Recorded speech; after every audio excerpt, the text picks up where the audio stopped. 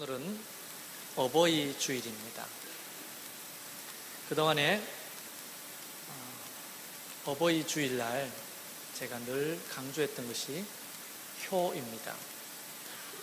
기독교는 부모님을 공경하고 효도하라는 것이 너무 많이 나와 있습니다.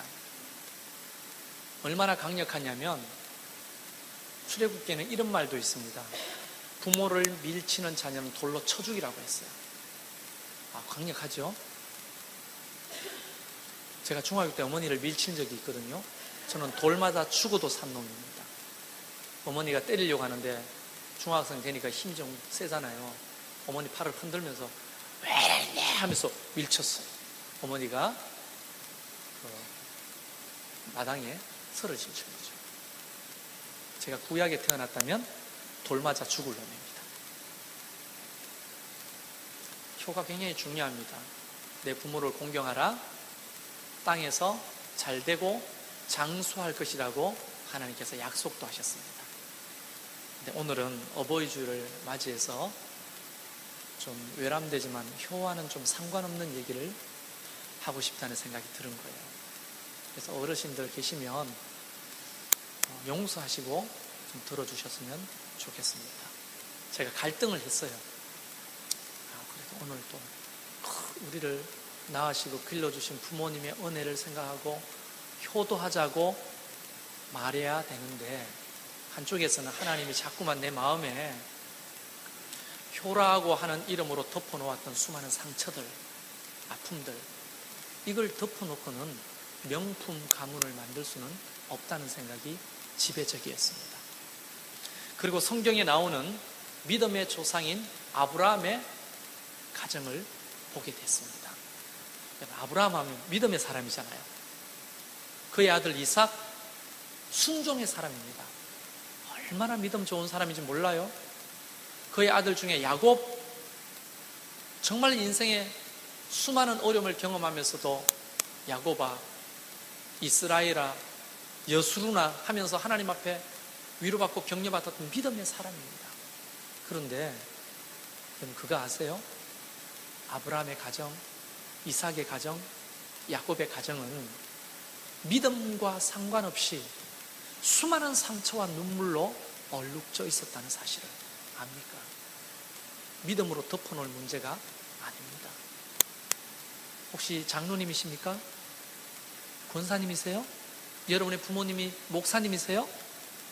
3대째, 4대째 예수 믿은 그런 자랑할 만한 믿음의 가정입니까? 이 5대째인가? 5대째. 선교사님. 부러워요. 여러분, 그 이름 안에 얼마나 많은 아픔과 상처들이 또 다른 어두운 문화를 생산해내는지 모르는 일입니다. 믿음이라는 이름으로, 부모를 공경하라는 이름으로 그 수많은 상처와 아픔을 덮어놓고 정말 하나님이 기뻐하시는 가문과 가정을 만들 수 없다 하는 거예요. 그래서 오늘은 불편하지만, 어버이 주일이지만 도대체 무엇이 3대째 4대째 예수를 믿고 아버지가 엄마가 중직자고 그런 믿음의 가문이라고 하는데도 여전히 자녀들은 수많은 아픔과 어려움을 겪고 있고, 그 수많은 상처와 어려움이 엮이는 가정을 만들어내고, 그 생산해낸 엮이는 가정의 자녀들이 반사회적인 또 다른 행동으로 이 사회를 힘들게 하는지,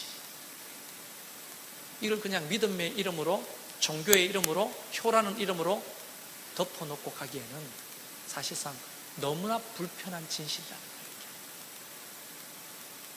그래서 오늘 저와 여러분이 불편하지만 좀 직면하면 좋겠어요. 우리 가정의 문제를. 오늘 저는 아브라함부터 이야기를 시작해 보려고 합니다. 하나님이 분명히 아브라함과 사라를 믿음의 조상으로 불렀습니다. 그리고 상상할 수 없는 수많은 은혜를 그 가정에 부어주셨어요. 그런데 자식이 없네요. 그때 당시에 자식이 없다는 것은 너무너무 힘든 일입니다. 우리나라도 칠거지약 중에 하나가 무자, 자식이 없는 거예요. 4,000년 전에는 더 했겠죠. 자식이 곧 재산이고, 자식이 노동력이고, 자식이 곧 군사력이었어요. 그렇기 때문에 자식이 없다는 것은 너무 고통스러운 일이었어요. 86세가 되었습니다. 아브라함이. 아내는 76세였어요. 10살 차이가 나죠. 자식이 없어서 하는데 어느 날 사라가 남편 아브라함을 부릅니다. 언제까지 기다리겠냐고. 그래서 젊은 자기의 몸종을 부릅니다. 애굽 사람이었거든요. 하갈을 불러다가 이렇게 말합니다. 이 하갈을 첩으로 삼아서 기업 물을 자를 만듭시다. 참 여인으로서는 할 수 없는 거죠. 자기 몸종을 남편에게 준다는 것은. 처음에 아브라함이 아싸 뭐 이런 마음이었겠어요? 처음에는 거절했겠죠. 무슨 소리냐고. 아니라고. 그런데 넉죽 하갈을 취합니다. 그리고 태어난 아이가 이스마엘입니다. 갑자기 하갈이 임신을 하고 나니까 하갈이 정신이 뺑 돌았나? 그때 당시에 주인이었던 사라를 아주 업신여기고 무시하기 시작합니다. 그게 창세기 16장에 나와요. 너무 힘든 거예요, 사라. 꼬락서니가 보기 싫은 거예요. 임신했다고 미안합니다. 종년이 주인한테 달려들고 그러면서 막 하지 말아야 말과 행동을 막 하니까 사라가 너무 화가 납니다. 그래서 그 스트레스를 아브라함한테 다 풉니다. 결국은 하갈이 쫓겨납니다. 그래도 은혜로 하갈을 다시 취해서 아이를 이제 낳게 됐는데 그 이스마엘이 이제 태어나고 난 다음에 좋았겠죠? 그래도 과거에 그런 경험이 있으니까 하갈이 숨죽이고 조용하게 살았단 말이에요. 어른이야 분위기 파악을 하지만 이 이스마엘이 분위기 파악이 됩니까? 14살쯤 됐을 때 하나님이 기적적으로 사라의 몸에서 아들을 주는데 그게 이삭입니다. 이삭이 젖을 뗐을 때 잔치를 벌였어요. 아장아장 그럴 때쯤 아니겠습니까?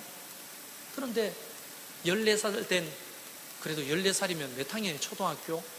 중학교 1학년 정도 되죠. 근데 요만한 젖된 아이를 막 놀리고 지어받고 이러는 거예요. 안 보는데 눈치 보고.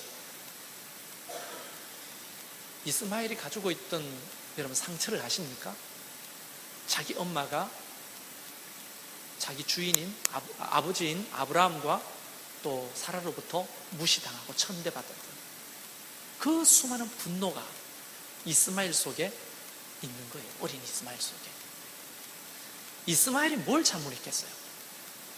잘못했다면 어머니 하갈, 그의 아버지 아브라함, 그리고 뭐 또 양엄마이겠지만 그 다음에 주인이기도 하죠. 사라. 이 어른들이 가지고 있는 그 시기와 질투 속에서 이 아이 이스마엘은 정말 많은 상처를 받고 자라게 됩니다. 그 속에 분노가 있어요, 없어요? 분노가 있는 거예요.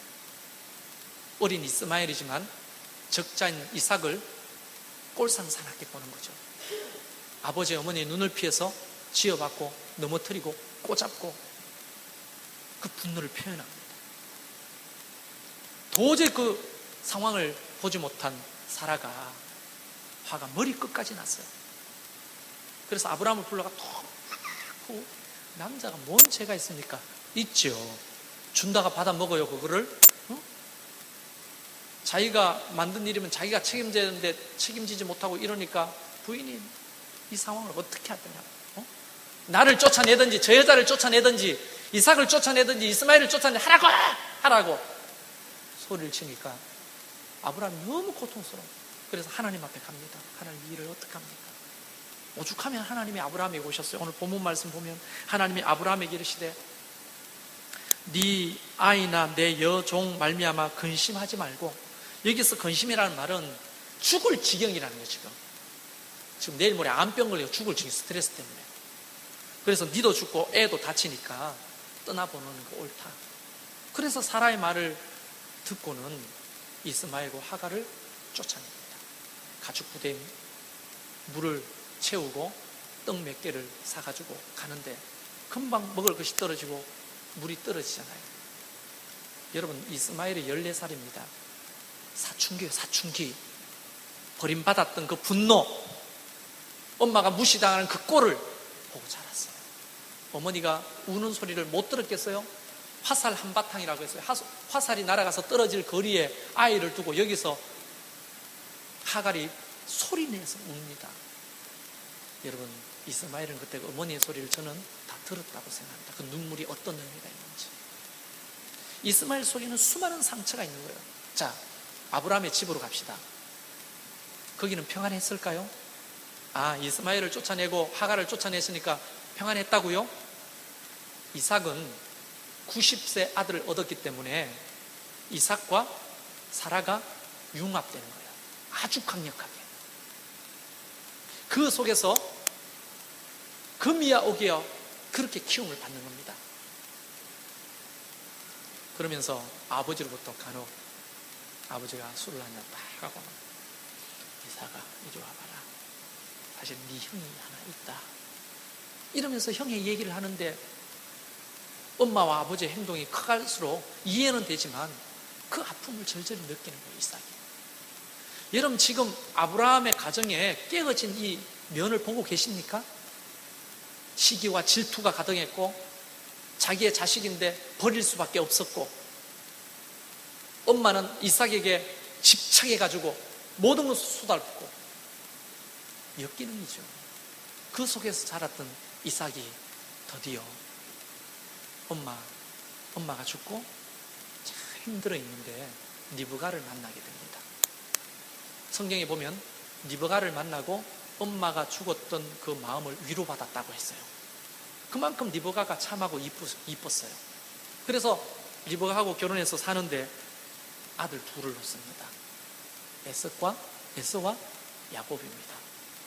여러분, 그 역기능에서 자랐던 이삭은 그 역기능을 그대로 자기 자녀들에게 자기도 모르게 쏟아붓게 되는 거죠.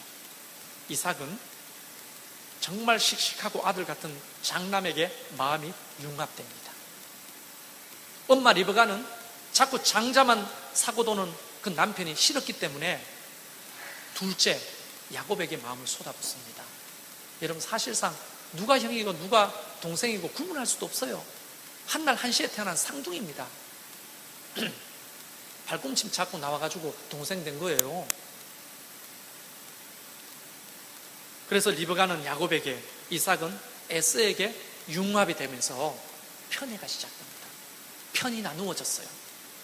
그러다가 리브가가 야곱과 계략을 짜고 늙은 아버지를 속이고 장자의 축복권을 따냅니다. 그게 사단이 돼가지고 야곱은 졸지에 부모와 생이별을 하게 되는 거죠. 맨날 야곱은요 여자 성향이 강했어요. 그래서 엄마 품에 앉아가지고 이런 스타일이에요. 에서는 야 그러지 말고 나가서 사냥하자 이런 스타일이에요. 근데 야곱이 엄마 어디서 엄마 이러면 이삭이 너엄마 여기 있다 이러면 쪼르륵 달려와서 엄마 품에 안기고. 야곱은 어릴 때부터 그렇게 자랐어요. 여자처럼. 근데 졸지에 엄마의 그런 편애 때문에, 욕심 때문에, 아들에 대한 집착 때문에 야곱은 엄마와 생이별을 하고 어디로 갑니까? 멀리 광야로 나가 외삼촌 라반의 집으로 떠나게 됩니다. 여러분 보세요. 가정이 지금 이 역기능의 단면을 보고 계십니까? 편애와 편가르기가 또 아이한테 집착이 가정을 파괴하는 거예요. 관계를 파괴하는 거예요. 야곱이 갔습니다. 라반의 집에 갔어요. 가자마자 가는 길에 누구를 만났냐면 우물가에서 양들의 물을 먹이는 한 여인을 만나는데 첫눈에 반합니다. 그 여자가 라헬입니다. 라헬이 누구냐면 외삼촌 라반의 둘째 딸이에요. 근데 성경에는 이렇게 말합니다. 그 언니, 라헬의 언니 레아가 있는데 레아는 한마디로 말하면 삐리하다고 나와 있어요. 삐리하다. 저보고 번역을 하라면 삐리하다고 했을 거예요. 눈이 이래가지고 침침한 게 스타일도 아주 어그리한 거예요. 누가 보더라도 비호감이야, 레아는. 근데 라헬은 탁 이렇게 해가지고 반짝반짝 해가지고 눈이 반짝반짝하고 너무 이쁘고 그렇게 생긴 거예요. 그러니까 내가 야곱이라도 라헬한테 꽂히죠. 그러니까 우리 집 사람하고 결혼했겠죠. 예? 미안합니다. 예, 좋으시는 분이 계세요. 이런 식으로 심각한 분들 조지 마시고 잘 들어보세요. 근데 그렇게 야곱이 결혼을 하는데 삼촌한테 이렇게 말합니다. 삼촌, 내가 둘째 따님이신 라헬이 마음에 드니까 혼인하게 해주십시오. 그러니까 7년을 일하면 라헬을 주겠다고 말합니다. 그래서요, 성경에 이렇게 기록합니다. 7년을 하루같이 일했다고 했어요. 그냥 아무리 힘들어도 라헬 얼굴만 보면 입이 깃뒤에까지 자르고 피로가 확 풀리고 하루같이 일하는 거예요. 7년이 됐습니다. D-Day, 합방하는 날. 갑자기 외삼촌 라반이 야곱 불렀습니다. 아이 조카, 고생 많았네. 한잔하게. 바로 오늘이 그날인가? 나도 기억하고 있었지. 야, 너 좋겠다. 그러고는 술을 막 계속 권하는 겁니다. 그래서 술을 너무 많이 먹었어요, 야곱이. 그래서 눈이 막 이래 하는데 이제 외삼촌이 안 부르고 아버님 그래 아버님이지 이러고 인사하고 이제 첫날 밤을 기다리는데 갑자기 아침에 물 이러고 물을 마시고 눈을 떠보니까 옆에 누워있는 여자가 라헬이 아니고 안녕하세요, 저 레아예요 이러는 거예요. 깜짝 놀란 겁니다. 그래서 외삼촌한테가 막 따졌어요. 어떻게 이런 일이 있냐. 그러니까 네가 부모 마음을 몰라 그렇다고. 큰 놈이 있는데 작은 놈부터 시집 보낼 수가 있나? 내 마음도 네가 조카 네가 이해해라. 내가 이제 솔직히 말하는데 7년 더 일하면 진짜 줄게. 이래 된 거죠. 야곱은 얼마나 라헬을 사랑했으면 7년을 더 하루같이 일합니다. 14년을 일하고 받은 부인이 라헬입니다. 근데 레아가 삐리하게 생긴 레아가 임신은 잘해요. 잤다 하면 덜컥 애를 임신하고 잤다 하면 애를 덜컥 임신하고 아들이 4명이고 딸이 있어요. 또 줄줄이 레아가 제일 많이 하나님 공평하신 거죠. 정말. 그런데 여러분 보세요. 야곱이 사랑했던 라헬은 아이가 안 생기는 겁니다. 그래서 라헬이 이렇게 말하는 거예요. 여보, 내 소생이 없으니 얼마나 힘들겠어. 라헬의 몸종이 있었거든요. 그 몸종의 이름이 빌하입니다. 빌하를 내주면서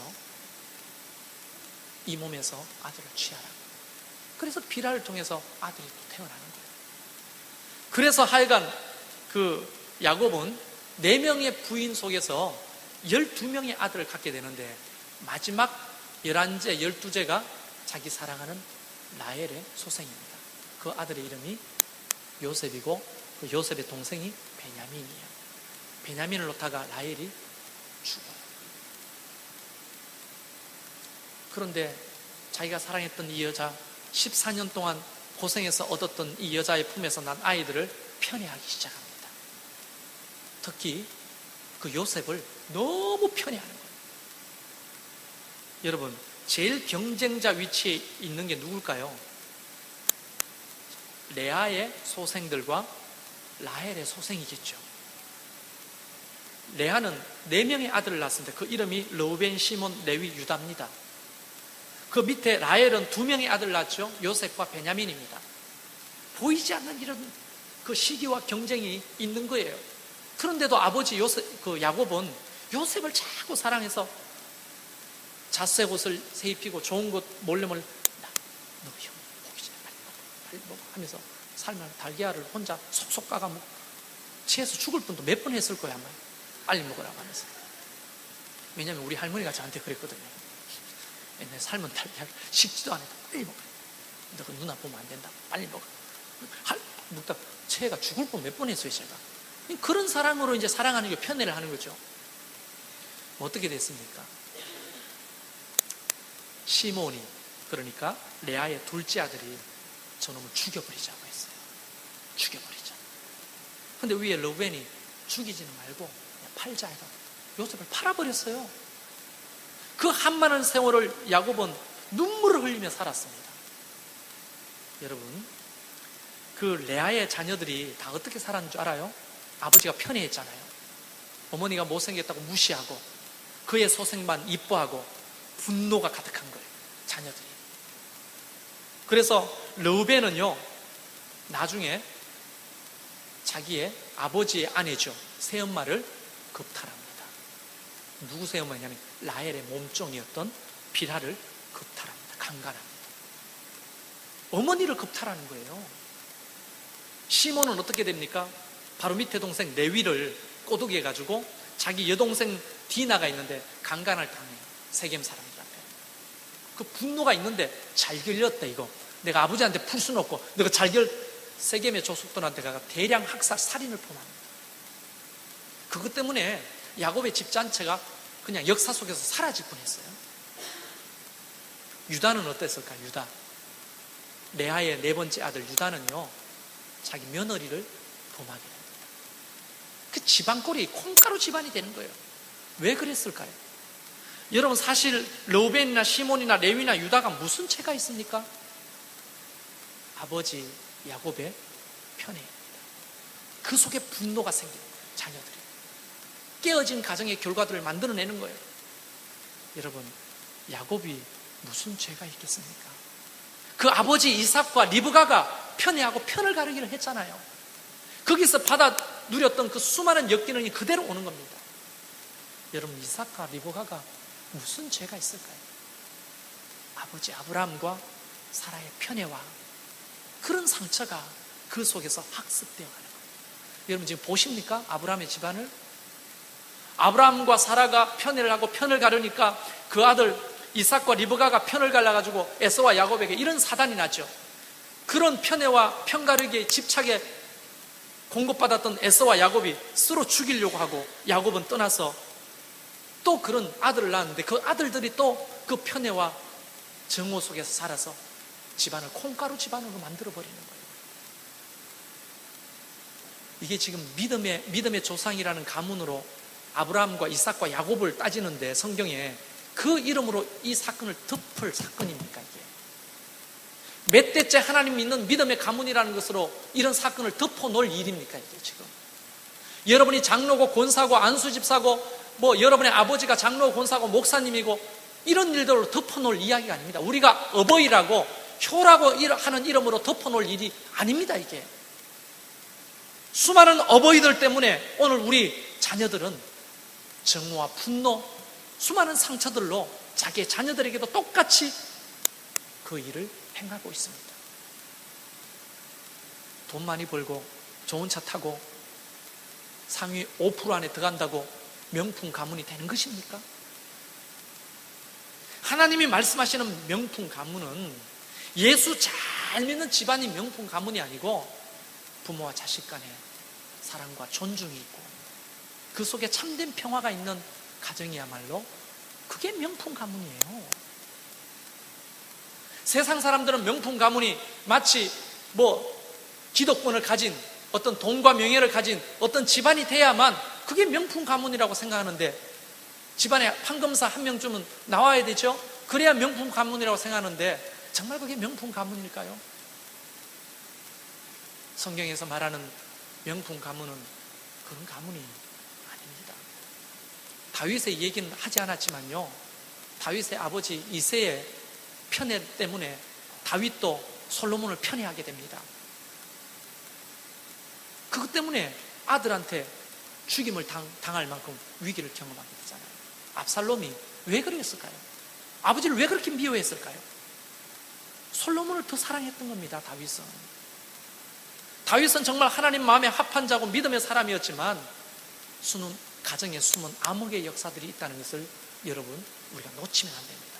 근데 문제는 성경의 이 이야기가 4,000년 전에 있었던 이야기가 아니고 오늘도 똑같이 우리의 가정 속에서 일어나는 현실이라는 거예요.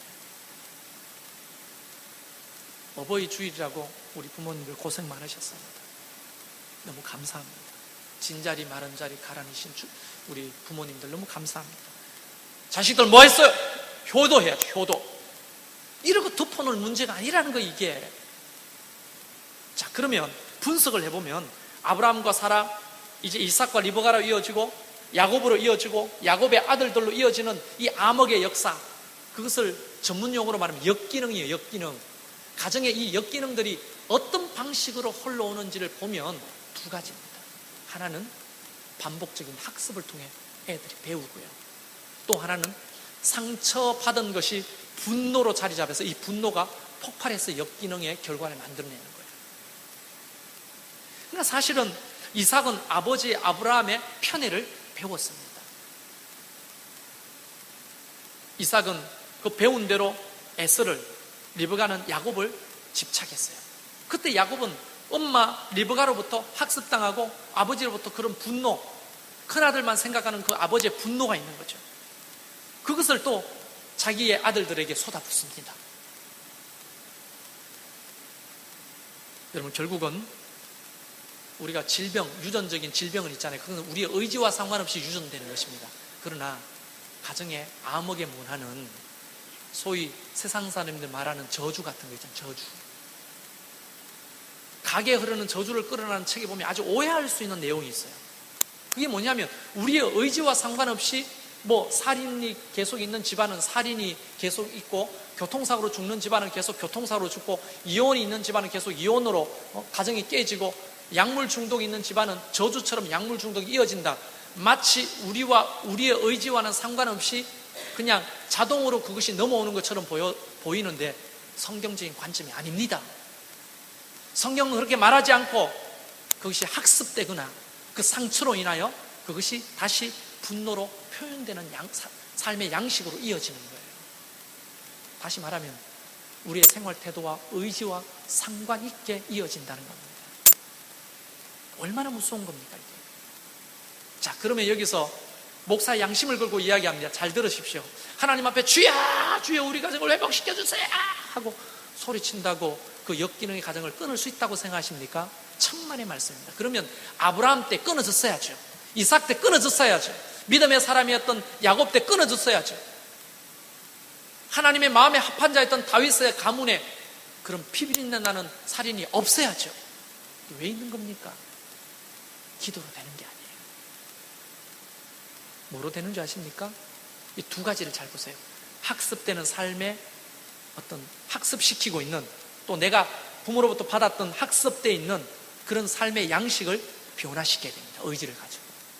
또 하나는 내가 부모로부터 받았던 상처로 인해 가졌던 분노, 억울함, 이런 것들을 청산해야 되고, 또한 그 분노를 가지고 내 자녀들에게 행했던 수많은 상처들을 내가 안 하기로 결정해야 돼요. 그거 없이 기도만 한다고 우리의 가문이 회복되는 게 결코 아닙니다. 많은 분들이 교회 와서 울면서 부르짖 기도합니다. 그런데 그 학습되는 것과 또 내지는 그 분노로 인하여 계속 상처가 이어지는 것에 대해서 통찰이 없는 거예요.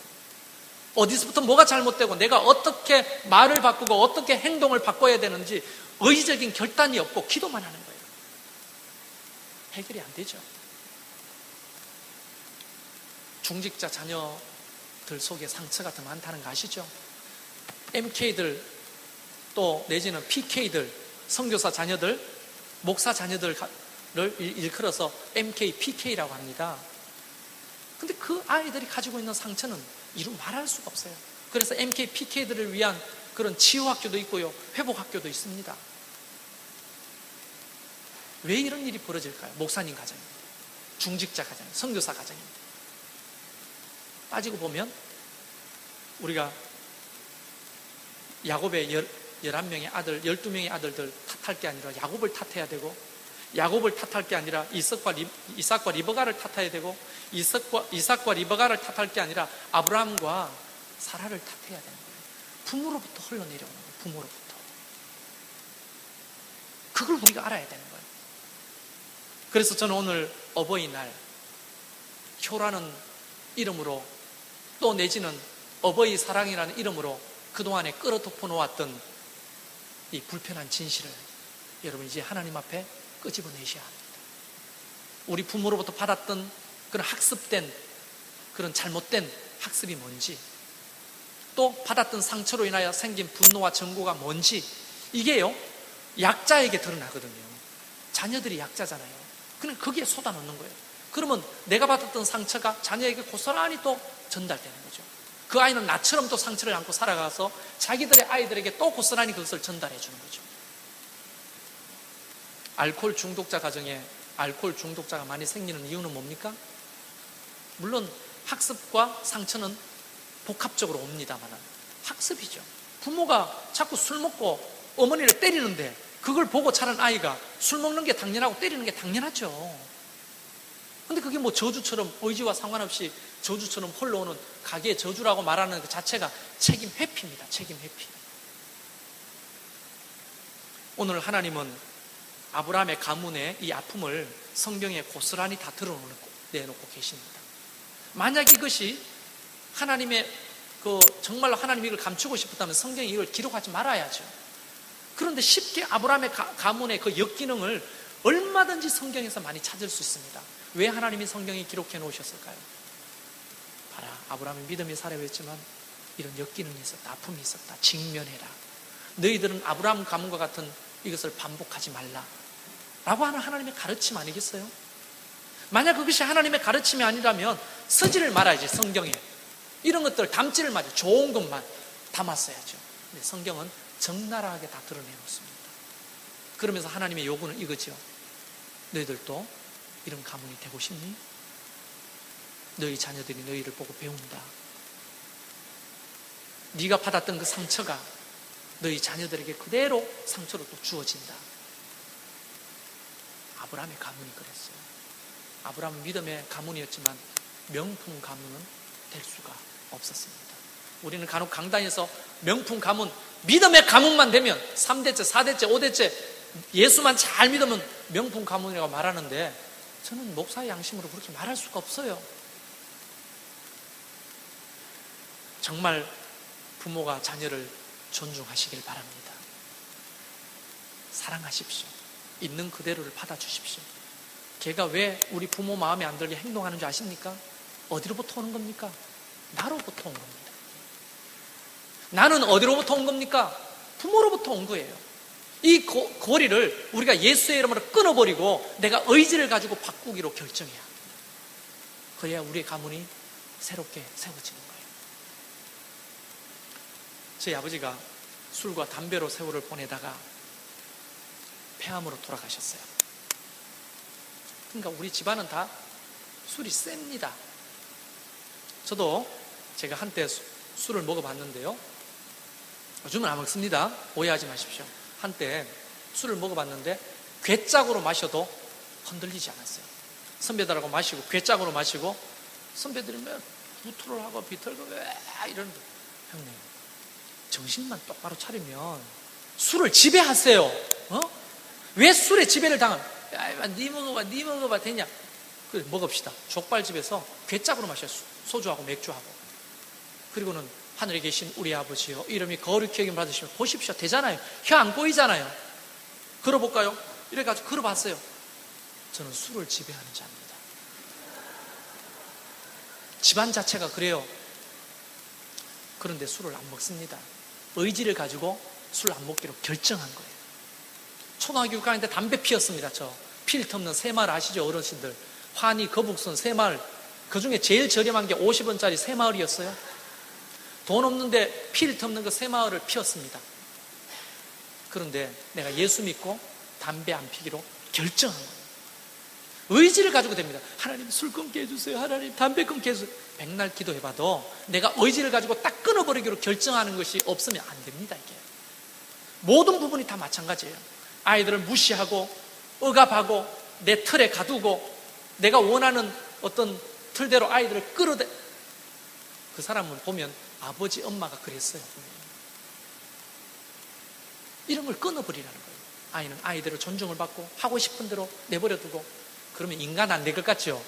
여러분이 한 것보다 훨씬 더 인간 됩니다. 제가 장담하건대 존중해주고 사랑해주고 하고 싶은 대로 인정해주고 공감해주면 그 아이들은요 여러분이 억압하는 것보다 훨씬 더 잘 됩니다. 제가 장담합니다. 이게 하나님의 원칙이에요.